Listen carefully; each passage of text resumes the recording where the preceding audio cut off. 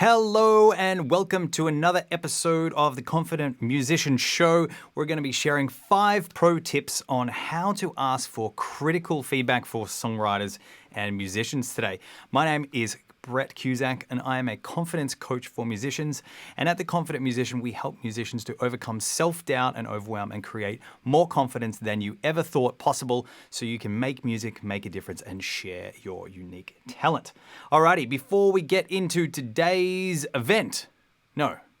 Before we get into today's content, I just want to share with you a quick story about how I became a confidence coach, so I can guide and inspire you, and just let you know in a little bit of my journey, so you can understand a little bit where I'm coming from. So when I started out in my musical journey, I started out singing, and then for some reason, I ended up choosing guitar over singing, and I think it's because I really lacked the confidence. I didn't think I was actually good enough. So I went and did a music performance degree on guitar and studied, with some amazing teachers, and then toured around Australia as a guitar player in a band. And I was like, this is not really how I thought my life would go. I thought eventually I'd be able to sing and actually share my unique voice and my unique talents and write music the way I wanted to create it. So I was really frustrated, but then I found a mentor or a producer who actually said, hey, yeah, man, we can make songs together. And so they helped me start to craft my own voice and my own style of music, which I call futuristic electro rock. And I'm very grateful. Say good day if you're watching online on live. So then I released a 6-track EP under that, and then I started investing heavily in getting some really high-end stuff done. So I then did a 13-track CD, and then I invested $1,000 in getting that produced, and then thousands of dollars getting it, actually the CDs made, and then thousands of dollars into film clips. And then I remember sitting there uploading it. I think I was driving in my car actually uploading it to YouTube. With my laptop strapped into my car seat. Probably shouldn't be sharing this publicly. Anyway, and so I was sitting there thinking, yes, once this uploads, I'm going to be famous. And then not long after that, I realized that it didn't really go anywhere. I didn't have the skills to be able to market it. I didn't have the skills to run a business. So I was pretty depressed. I was very overwhelmed. I was really just experiencing heaps of self-doubt. I was like, I did everything that I was supposed to do, and I just never went anywhere. So I was really frustrated at that point. Living at my parents' house and struggling with heaps of debt, credit cards, and all this really expensive equipment, but no actual way to make a career at doing what it is that I loved. And that's when I met a mentor who helped me understand that I had some subconscious limiting beliefs and all of these strategies trying to look cool, but not actually be able to be successful in business and actually, create a service and actually help people. So I studied with these people for many, many years and learnt about how to actually love and appreciate myself, how to have a mental health toolkit to actually understand what was happening with my emotions in my internal world, and learnt to just love and appreciate myself for who I was, and everything that had happened in my life was designed to help me. So that's when I started building a business, and I created a music business around my love of teaching and sharing my passion for making music. And then I also learned how to have inspired relationships and built a stable base to move from when I'm at home. And so I'm very grateful to be in a position now to actually share those things with you guys and help you to create confidence, sharing your unique talents, but also learning how to have high quality tools to actually help you with all the other areas of your life. So for some of my clients, I might work in tandem with their therapist or counselor, but also helping you get back into making music, because we're going to be the most resilient, the most confident when we're actually doing the things that we really love and actually creating the life that we really want. Alrighty, so 5 tips for how to ask for critical feedback. Tip number 1 is, how do you want to be critiqued? Are you a hobbyist? Are you just doing this for fun? Are you at a semi-pro? Are you kind of wanting it to make your music into something that you can actually sell and get it out into the world? Or are you a professional, as in you're actually creating music as a business and you want to actually be a professional and you want to make all of your income from your music. And so you've got to really honor where you're at. So when you're asking for critical feedback, you've got to kind of ask that question from these three lenses. Because if someone's just doing it for fun, like I've worked with hundreds and hundreds of little kids who see me writing songs and then come in writing songs of their own. And I'm like, that is the coolest thing ever because you've just created something new that didn't exist yet. And so if you're just doing it for fun, whatever you're doing is awesome. And you probably don't need to ask for feedback. Obviously, if you want to get better at it, and asking for feedback is a good idea. If you're in the semi-pro level, there's going to be a different way I would respond to that because I would be like, all right, cool. Well, I don't think the vocal's that pleasant or the melody's not that strong.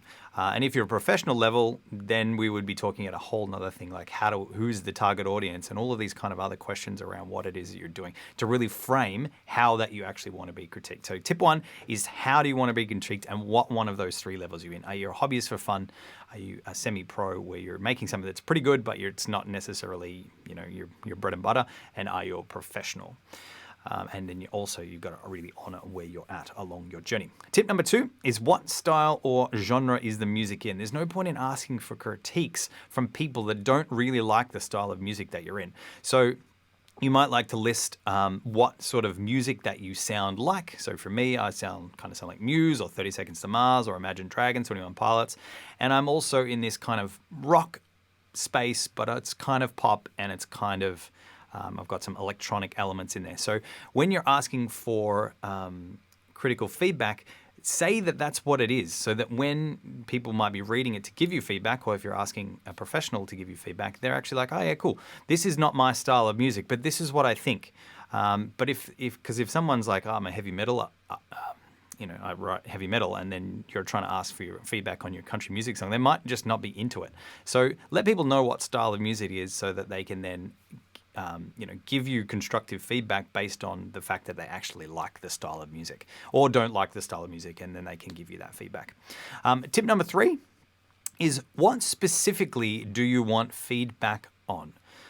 Because I know for me, sometimes I just want to be validated for my own choices. And sometimes when you just say, hey, I need feedback and not be specific, you may get feedback that you don't actually need. And you're like, I'm actually really happy with the guitars and I think they sound really great. But someone might say, oh, the guitars are not very good. Or I don't like that tone, or I don't like the drums, or I don't like this.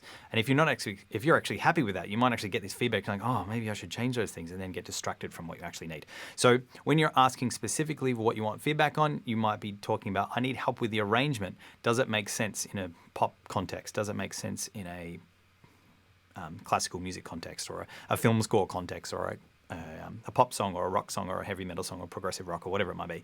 Arrangement, instrumentation. Does the instrumentation make sense in relation to it? Like, I've got this banjo in there, but it doesn't make sense. But, that might be cool. We don't know what's going to happen with that. The structure, like, is there extra sections in there that maybe don't need to be in there? Can we make it shorter? Can we extend sections? The melody, is there a strong sense of, catchiness or hook? And so is the melody really strong, and does it stand out? And then, is it something that you want to sing along to? What are the production elements that you might need some advice on? Maybe you want to stick an aeroplane sound in a song like I did once, or a sound of my car or a horn beeping. And, that's probably going down the crazy end of things, but what are the production elements, and does that actually serve the song, or is there anything in there that doesn't make sense? It could also be asking for feedback on the recording or the mixing, just making sure there's no weird things sticking out or low bass rumbles, because you might be wanting some feedback from people with either better quality rooms or just people that actually listen to music on their phones, and does it sound okay on your phone? Or your vocals. All right, so that's tip 3. What specifically do you want feedback on? Tip 4 is to use discernment, meaning that whatever feedback you get back is just a suggestion. It may come from someone that you really value and respect, but it may not actually align with what you actually need or want. So sometimes you might get feedback from someone you really think is like, woohoo, but they might actually, it might actually be going against the things that you actually, like. And sometimes you need that in order to go, actually, no, I think that's good. So feedback is always just a suggestion, and something that you can go out and and test to make sure it works for your song. So the key there is that you still need to determine whether it's true or correct for you. And life is always going to support and challenge you in order to help you find the truest, authentic version of you. But you need to sit there and go, is this actually what I need? So I've had heaps of people over the years tell me things that I'm like, cool. And then I went off in a path trying to solve that problem or do that thing that they suggested, but it didn't actually make sense to me and my music or my business or whatever it might be. So make sure you're always using discernment. And I guess at the end of the day, you're always going to learn something. Whether you do something in the direction of you or you do something in the direction of what somebody else suggests, you're going to learn something along that process. So enjoy the journey. Tip 5 is to get a coach or a mentor who has already done this and can help you along your journey. So that's why I've created my latest course, which is called Confidence and Happiness Secrets for Musicians, to help you uncover maybe some of the problems behind the problems, because it's not necessarily what we need to do, it's how we need to do it, and actually having the mindset and the understanding of the strategy behind what it is that we're doing. I mean, it's mainly what I do as a coach is actually help people look at things in a different way in order to create a better strategy for you and what's going to work best for you. So you can grab a copy of Confidence and Happiness Secrets for Musicians. In there is also a standout song scorecard, which you can actually grab my top 10 questions for actually determining what your song is. And then you can also send that scorecard to somebody that you like, know, and trust to be able to give you some feedback as well in these 10 different areas. So if that sounds interesting to you, you can get it for $7 along with some other really, really cool stuff in there. All right, so just to recap, tip 1 is how do I want to be critiqued? Am I doing this for fun as a hobbyist? And if you are, then whatever you're doing is awesome and it doesn't matter. Just create the art that you love. And you should be doing that at every level anyway. Within reason, there is challenges to all of these versions and exceptions to the rule is what I wanted to say. And I know where you're at with your journey. So if you've written 5 or 6 songs, then you're going to be at that a certain level. If you're like Taylor Swift, then have written 150 songs by the time you were 17 or 19, I can't remember which one it is, then there would be a very different quality of song that comes out. So I know where you're at. Tip 2 is what style or genre is the music? Let people know what style of music it is, because if somebody sends me a country song, I'm not in the country space. But if they just want feedback on the acoustic guitars, maybe I can give them some feedback on that. So that leads us into our third tip, which is what specifically do you want feedback on? Don't just send it out there and say, what do you think about my song? Ask people specifically, and then they can give you specific responses, and that's going to help you get the feedback that you actually need, not just random bits of information.